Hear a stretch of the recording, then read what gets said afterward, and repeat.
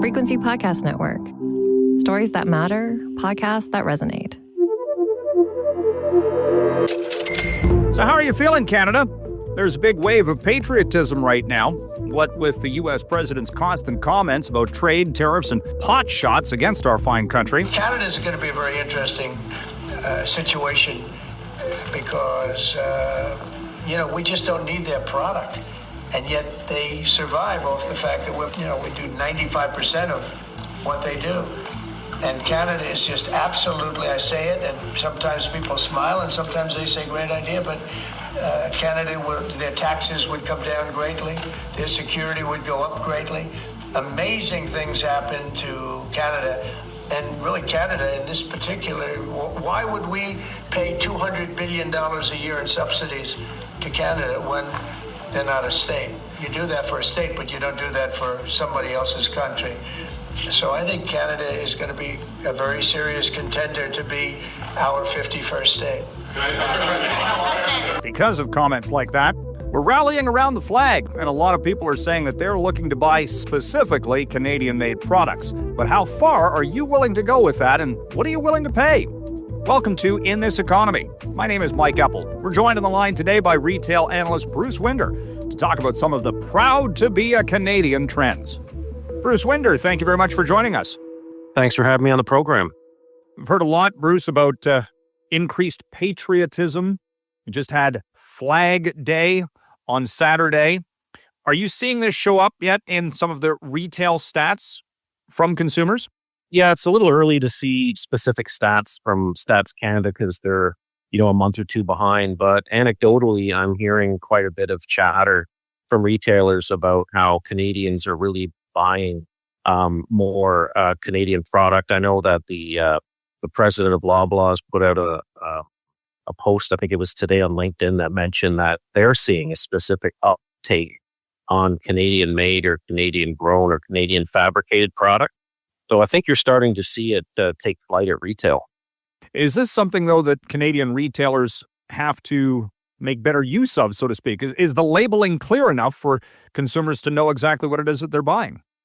Well, I think the labeling is okay, but I think what stores can do is they can market it more, better. I know that, company stores should be putting up signs. I know Loblaws putting up signs and things talking about items being from Canada.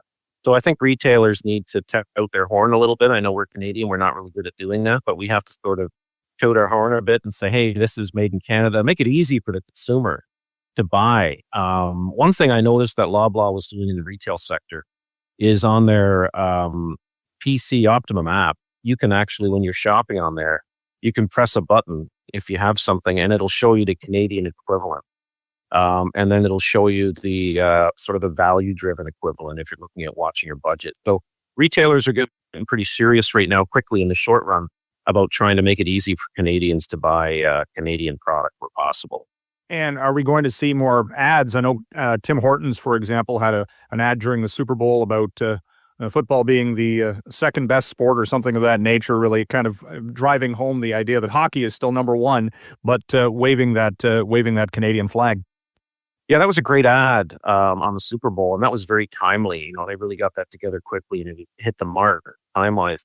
And I think you're going to see a little bit more of that. I think because especially as we're really just starting this potential trade war with the U.S., I think if Trump's tariffs go into play, they're going to kick out, I think March 3rd, and then there could be sort of another tariff on aluminum and steel coming out after that. So yeah, this is the time, and I think Canadians are going to dig in, and I think it's wise for marketers, brands to talk about their Canadian roots. Having said that, it sounds like some of the polling that Leger put out recently about the spending trends or intentions of Canadian consumers. Yes, they're looking for Canadian products, but it seems like that only goes so far. In as much as one of the questions asked was, are you willing to get rid of U.S. streaming services, for example, Netflix and Disney Plus? And a few people were a little bit more reticent about doing that. So maybe it's particular segments of American products that they might be looking at. Yeah, we have to be realistic about it too. I mean, I don't know many people who would give up their Netflix subscription, right? So I think that, Canadians will do the best where they can, especially if there's a substitute product, an easy substitute to go from American to Canadian. That's probably a no-brainer. The other thing Canadians have to watch too is it's a pretty tough time economically right now. There's a lot of folks living hand to mouth. So in some cases, if the Canadian alternative is more expensive, they might not be able to do that. They may have to stick with whatever's cheapest right now. Yeah, this hour has 22 minutes. Did a spoof of that about basically a shopper going through the store, putting all sorts of Canadian products in their cart, and then at the end of the day, it's like, oh, this costs $300 plus, and they put most of it back. So yeah, so in that point, then in the same vein, do they also have to offer maybe some lower prices? It's fine to say buy Canadian, but like you say, if it's too expensive, that price still does matter. Yeah, retailers are going to have to make that decision. They realize the Canadians right now a lot of Canadians are in rough shape finance-wise. So I think a lot of Canadian companies, whether it's Canadian Tire, Loblaw, whoever, they're all going to go out there and try to source locally where they can, but they realize that they have to keep their price in line. They can't push on a big increase. Now, one of the challenges, and this is real, that retailers face is the weakening of the Canadian dollar too, right? So, anything that you bring in from outside of Canada, in most cases, the retailers buy it in US dollars, even if it's from China. And because our loonie has just been hammered, that's an automatic cost increase at the retail shelf. So it's going to be really tough for retailers and consumers to navigate the next little while as it relates to inflation. And Canadian Tire, in their earnings report, also talked about trying to source some of these things and how difficult that is, and doing so in a timely manner. First of all, you can't just upend the supply chain, within days. And secondly, they noted, look, consumers are still faced with all of these price pressures, as you mentioned, and that's likely going to dampen retail spending regardless of the point of origin. Yeah, it's a great point. And yeah, Greg Hicks talked about that, the CEO of Canadian Tire, this week on the earnings call. It's tough right now. And you know what? A lot of these industries have left Canada too. Even if you want to buy Canada, there might not be a local Canadian company who can make what you want because of globalization and because of, the NAFTA CUSMA arrangements over the last 30 years where we've sort of harmonized production across 3 countries. So it's really tough right now. Retailers have their homework cut out for them. And the Canadian consumer, according to Greg too, the Canadian consumer, some of that momentum we saw in the fourth quarter may have been jettisoned a little bit based on some of these this tariff discussion of late.